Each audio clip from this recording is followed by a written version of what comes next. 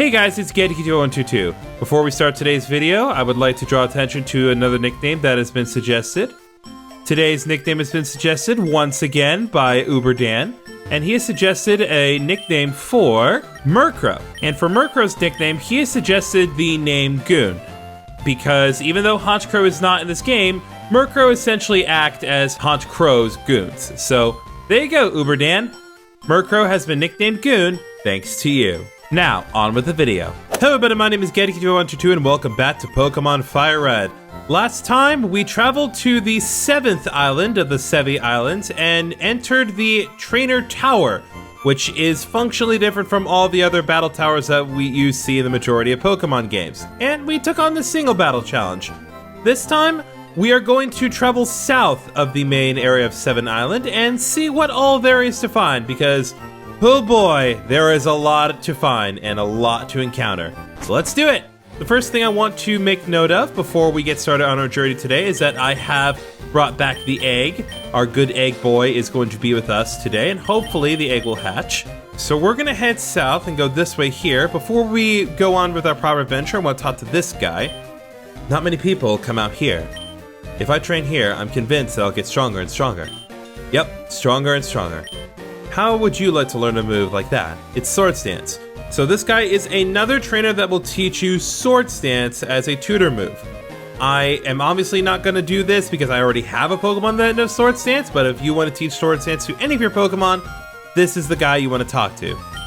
Well, that's fine too.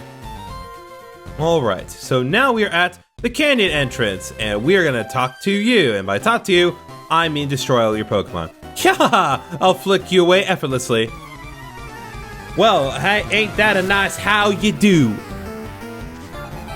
Aroma Lady Maya. I do want to make note of her because she has Blossom. Blossom is a Pokemon that is technically the evolved form of Gloom, or rather, an evolved form of Gloom. This would have been available to us during the main story had this game not restricted us to only being able to evolve Gloom into Vileplume. But if you give Gloom the Sunstone, you can instead evolve Gloom into Blossom. Blossom is a pure grass type, unlike Vileplume, and it's mostly the same, but it does have its own benefits. Too strong for me. Much appreciated. If someone acknowledges my strength, unlike the last guy in the previous episode. Okay, so this guy's a little circular here. Okay. Okay, well, I wanted to save this for a little bit later, but I guess there is no time like the present. There is a new Pokemon for us to find here, and I would like to take a minute to go over it, but first I'm gonna switch out. So, Phanpy is the new Pokemon that we can find here. There are other Pokemon that we can find in the general area, but only in this specific valley entrance can we find Phanpy among the new Pokemon. So we'll just focus on him for now. He is a pure ground type, unlike a lot of the other ground types that we have found so far where it's either ground rock or ground steel. This is just a pure ground type. And as pure ground type, Phanpy has a few advantages in comparison to other ground types. Because it is pure, it is not necessarily quad weak to a lot of common types, though it is still weak to relatively common types such as water and grass. But like most ground types, Phanpy and its evolution Donphan focus on really heavy physical damage. Once Phanpy gets to Donphan at level 25, it gets a ridiculous boost to its HP, its attack, and its defense. It doesn't have very good special defense, and its speed is relatively lackluster, but aside from that, it is an excellent Pokemon and can be an excellent addition to your team. The only genuine problem with Phanpy, aside from the issues with the stats, is that it doesn't learn any ground type moves until it learns Earthquake at level 59. So this is another case of a Pokemon that I would recommend investing some TMs if you wanted to actually take advantage of its type. But it does learn some other things, including the Defense Curl rollout combo that you can execute. So it's got that going for it. Plus, it's just a cute little guy. You can't really argue with Phanpy. It's just so cute. Now, focusing back on the battle here, I can't really do much to Phanpy because I needed to run into Raitoshi and trigger Static because there's no other way to paralyze Phanpy in this situation. I can't use Thunder Wave to paralyze Phanpy.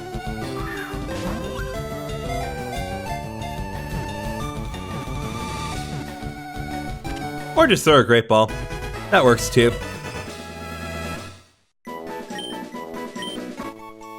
Alright, Phanpy's data was added to the Pokédex. Phanpy, the long Pokemon. Why focus on that specifically? As a sign of affection, it bumps with its snout. However, it is so strong, it may send you flying. That is adorable, considering Phanpy's size. As always, if you'd like to give a nickname to Phanpy, please feel free to do so in the comments. Okay, so now that we've gotten that little doodah taken care of, let's actually focus on what we meant to do and fight you. Howdy, are you a member of my fan club? No, sir. I do not believe I hold the distinction of a member of your fan club. Okay, well, Voltorb is not the best Pokemon for Rocknut to fight, but hey, that's perfectly fine. Because Rodnudge will just use a critical hit anyway. Okay, so the next Pokemon that he is going to be sending out is Pineco. This is another Pokemon that we unfortunately cannot catch in this game, though there are ways to get it in Pokemon Coliseum and Pokemon XD. But regardless, Pineco is a Bug-type Pokemon. It's meant to be a kind of a wall. It's not really meant to be much in terms of attacking. So I wouldn't say it's the best if you want to get a good Bug-type attacker like Rockna, but as a defensive wall, it does have really good potential, and when it evolves into Fortress, it actually becomes even better because its evolved form Fortress is a Bug and Steel type. While it does have a big weakness to fire, it also cancels out a lot of Bug types' weaknesses simply by being part Steel, so it's pretty good for that. Oh, so you're not a fan. Hey man, I listen, I appreciate you bringing up Pineco. Well, I can change that. Let me sing for you. You actually had more than one line of dialogue. Alright, let me hear it, guy. La la la, my Pokemon, I send them out. All the girls scream and shout. Hey man, you know what? If you appreciate your fangirls, that's totally fine. Alright, we have a couple of Pokemon Rangers. Punch people who abuse Pokemon. Well, fortunately, I am definitely not one of those. So as you can see, the Pokemon trainers that we're fighting here are getting relatively high in the levels. Like, they're not quite at the Elite Four level that we saw before, because we were level 59. But they're getting up there, to be sure. You don't seem to be a problem, trainer. Well, I'm glad you see me that way. This island is too spread out. It's not easy patrolling the place. Let's just deal with the other ranger here. Previous Pokemon Ranger Madeline had Gloom and Vileplume, and Nicholas has Weepin' Bell and Victory Bell, because they want to, of course, establish parallels between the two version exclusives. Well, I'm sorry if you don't have a positive opinion of me. What do you have to say? Trainers like you from cities, they sure are tough. You'll be headed for the tower, won't you? Oh, been there, done that, my guy. Alright, we're gonna head down. Little bit of lovers here. Alright, we'll do it like this. When I'm with Eve, it feels like we could never lose. Here's just kind of a little remote double battle here. Psyduck and Golduck, both level 50. Why they're not both evolved, I'll never understand. But regardless, we're just gonna double Thunderbolt them, and we're gonna call it a day.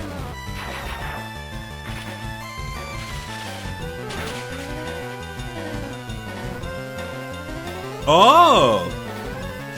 Looks like I probably should have oriented the Thunderbolts a little bit differently, but here's Furious Sweats on Kaiser, so you die this turn anyway. Goodbye. You sometimes forget about Poison Point, but never me. Never with Kaiser. When I'm with Eve, it doesn't feel like I've lost. Give me your money. Actually got a decent bit of money from those two. Anyway, so we're gonna head up this way, and it says Seavault Canyon entrance. Trainers are asked to refrain from damaging plants in the canyon. Okay, well, keep that in mind as we proceed in here. Welcome to Seavault Canyon. So, now that we have properly entered Seavault Canyon, there are a few things that I need to talk about. First of all, this area has the most difficult trainers as far as normal trainers you can find in the field in the game. They have really high level Pokemon, and they have pretty decent teams too. Not quite as high level as what we found in the trainer tower, though obviously that was just because of my high level Pokemon. But they're still pretty up there. This can be an excellent spot if you're trying to grind out levels, because the Pokemon that you can find here are really good when it comes to providing EXP. Plus, as you'll see later, there's a good little way for you to kind of just keep grinding over and over against the same trainer to get a lot of EXP. Aside from that, there are 2 additional Pokemon that we can find here in the Seavault Canyon. I was hoping to talk about Phanpy alongside the other 2, but I ran into Phanpy a little early, so I had to bring up Phanpy a little early. But now that we're in the Seavault Canyon proper, there are 2 more Pokemon that we do need to talk about. So, first of all, exclusive to Fire Red, we can find Skarmory. Now, Skarmory is another unique flying type in that it being a steel and flying type. Finding a steel type Pokemon is relatively uncommon. We have seen steel type moves, and of course Magnemite has always been a thing. But even when Magnemite was first introduced, it wasn't originally a steel type. So a steel Pokemon among the original, well, around the original 251 at this point, was still uncommon, and steel flying type is unique because of that. Now, as a steel type, Skarmory's defenses are off the scale, or rather, at least its physical defense. And if you're even remotely familiar with the competitive metagame of Gen 3, you know that this Pokemon is very reliable because of it.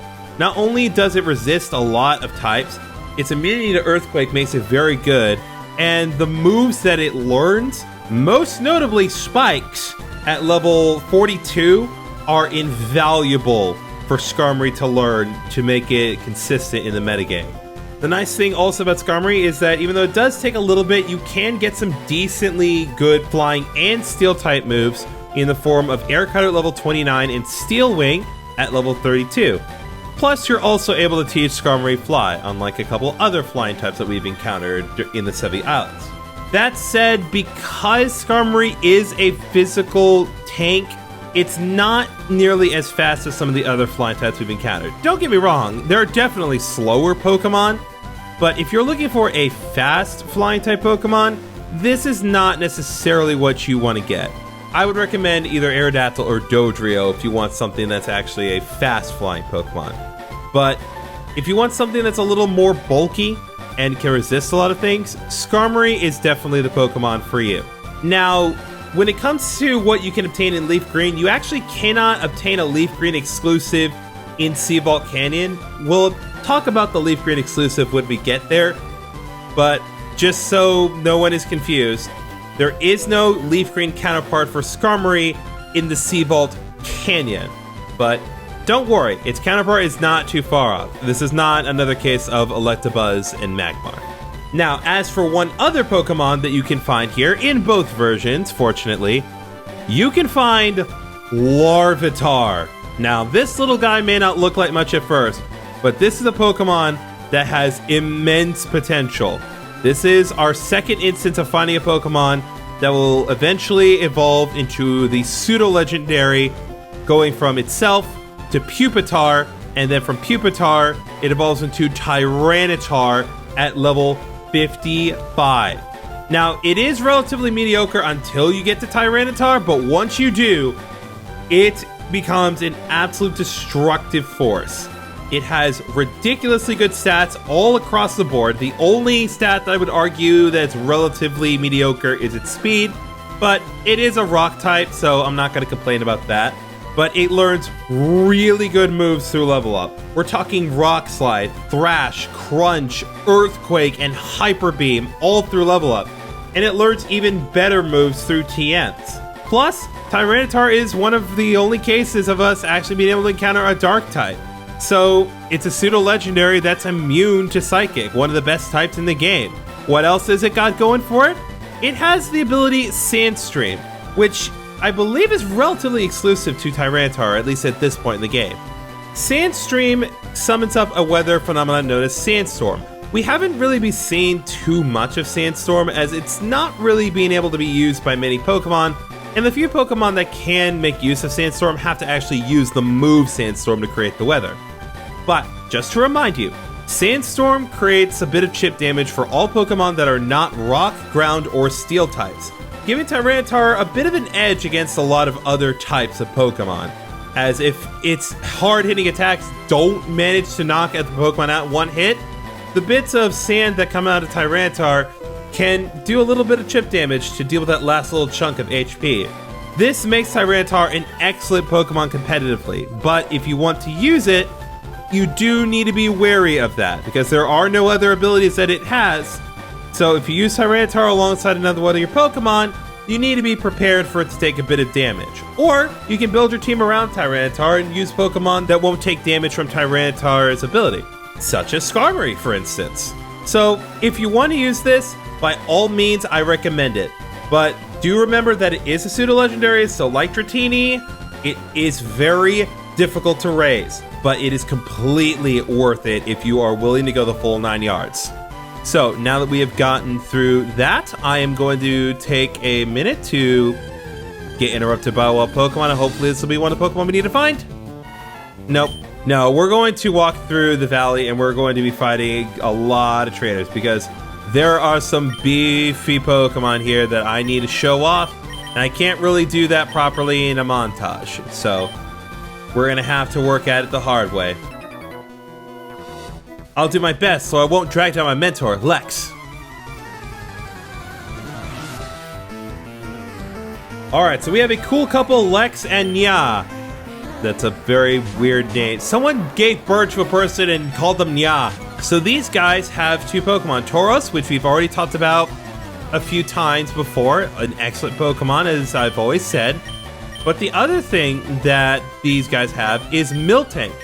Unfortunately, this is yet another case of a Pokemon that we cannot obtain in this game. If you want to obtain Miltank, the only way to do it is to get it through Pokemon Coliseum, I believe.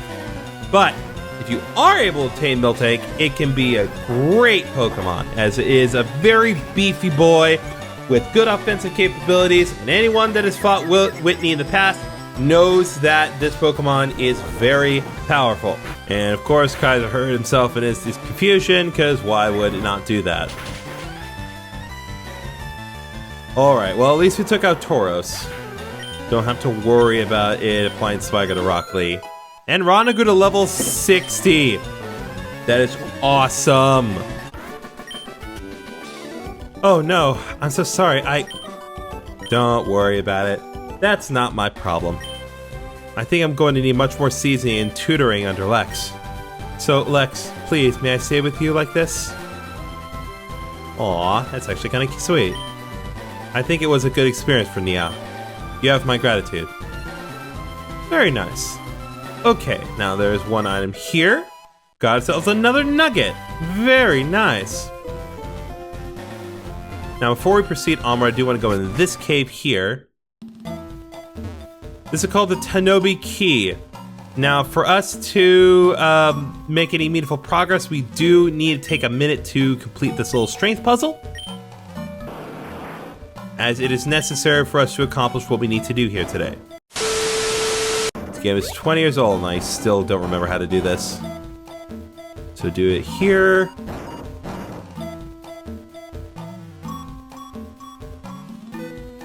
Yeah, I guess it would have to be like that. Okay, so put this one up here. Yeah, okay, I see. So this needs to go up here, and then we put that in there. Then this goes here.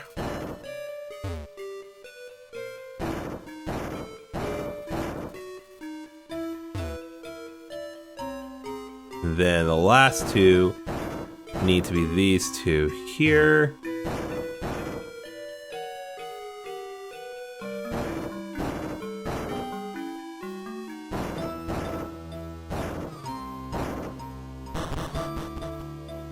A mysterious rumble echoed somewhere far away. We want to remember this for a little bit later, but we're not far off from being able to access what this unlocks for us. But don't get too excited, because it ain't that great. I know that may sound kind of negative, but trust me, you'll understand my negativity in a minute. Okay, so we're gonna go down here. Go down here and... yeah, you should be fine. Doesn't matter if you happen to have the strongest Pokemon. It doesn't mean a thing if you don't know how to use them properly. I guess that's relatively good advice, though I personally don't like taking advice from Tamer Evan. So Tamer Evan has another Pokemon for us, Ursaring. This is the evolved form of that Teddiursa that we were not able to catch. And it's actually a pretty beefy boy, despite the fact that I took it out in one hit. And for those of you who think of the modern age, no, Ursaluna is not available in this game. It is going to be a very long time, relatively speaking, before Ursaluna becomes available. You're a master at this. Well, I do know rock, paper, scissors, so can't really argue with that. And wild Pokemon again. We get this item here. Got a max elixir, very useful item. Ah, here we go. Skarmory. Do need to err a little bit of caution because Skarmory is lower level than us, but fortunately it does have relatively good physical defense, so I'm not too worried about it being able to take hits from Raitoshi, provided I don't use Thunderbolt.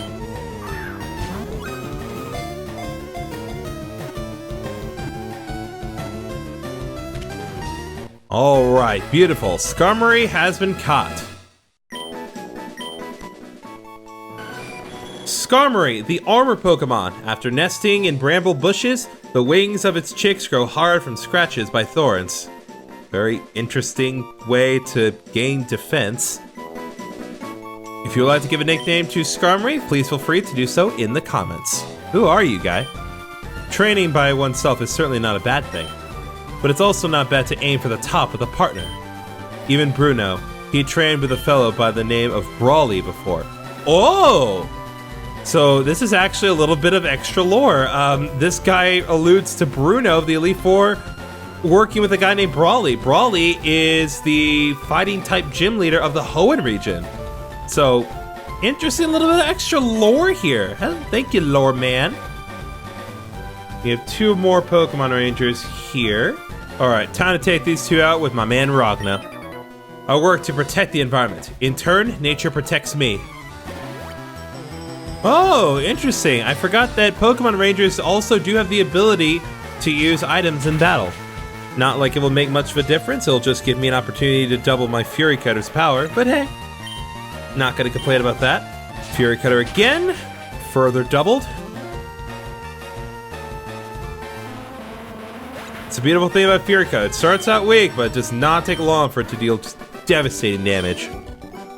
Whoa, you're tough. How about protecting me? Think you're good, my guy. And now you. Those shoes you have are pretty snazzy. It's interesting because, like, the Pokemon Rangers, like, the encounter music is different for them. Because, like, normally you hear, like, the female trainer music for that particular overworld, but because it's a Pokemon Ranger, they use the normal trainer encounter thing, which I find interesting. Very strange, but still noteworthy musical cues. You're hot stuff in spite of your cute looks. Thanks. I will take the compliment and move on. Good day, ma'am. One more Yes, this is one we definitely want to do. My conditioning's in top form. Okay.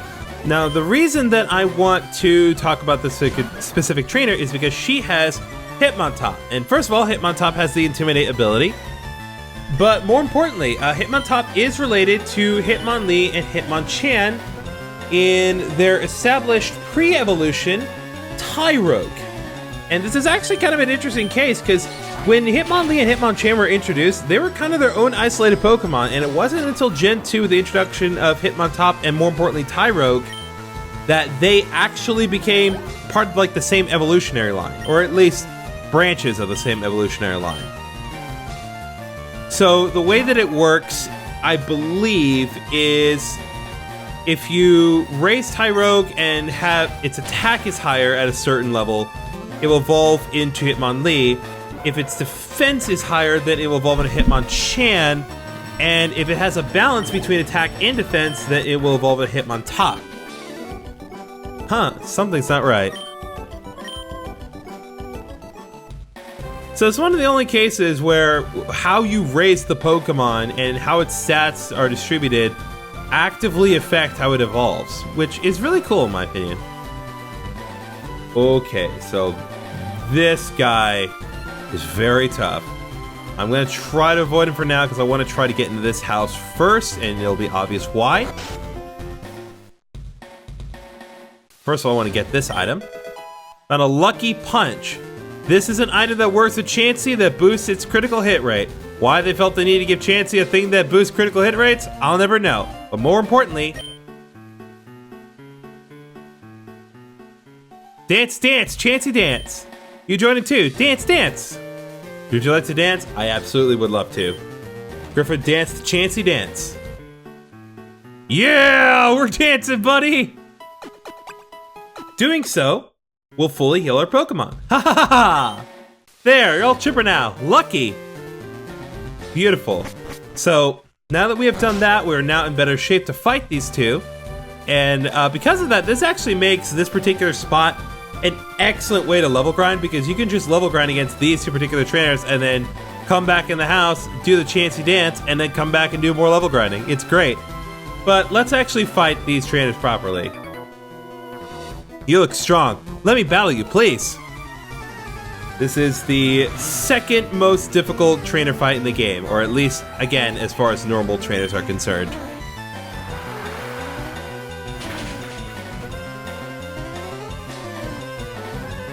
There we go, critical hit Surf, as expected of the king. Raitoshi grew to level 59, beautiful.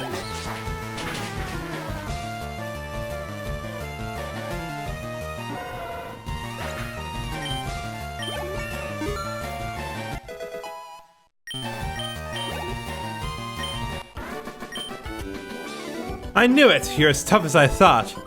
This guy didn't have any particularly noteworthy Pokemon, though they were all relatively tough.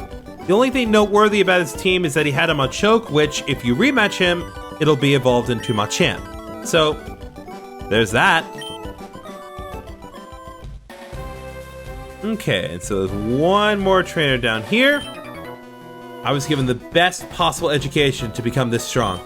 I don't want to lose to anyone. That is fair. So this is the toughest trainer in the game, or at least, again, as far as normal trainers are concerned.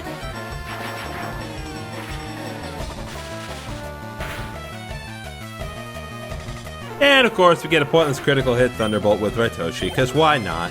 And although we have seen it before, her last Pokemon is Girafarig. Again, normal Psychic type. We're not going to be able to get it for ourselves, but it is here, and it is weak to Bug. Which is why I use Kaiser. Raitoshi has grown to level 60. Oh my god. Thank you. I feel like I've been set free by losing to you. What the heck? Okay, so that takes care of all the trainers in the Seavault Canyon. Now I need to take some time to find that Larvitar, because it's worth it. I don't care. I gotta do this.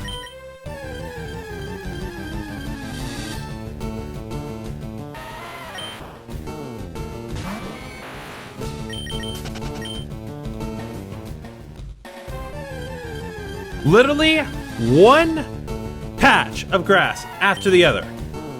First patch of grass I found a Geodude. Second patch, Phanpy. Is it going to be a Pokemon in the third patch? Nope. Of course not.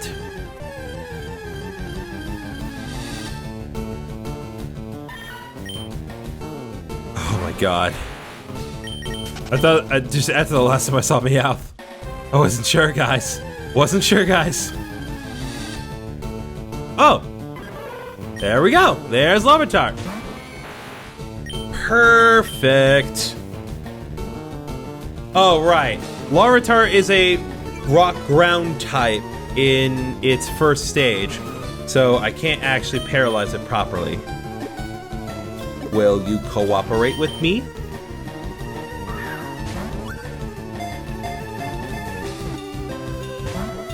Nope. Okay.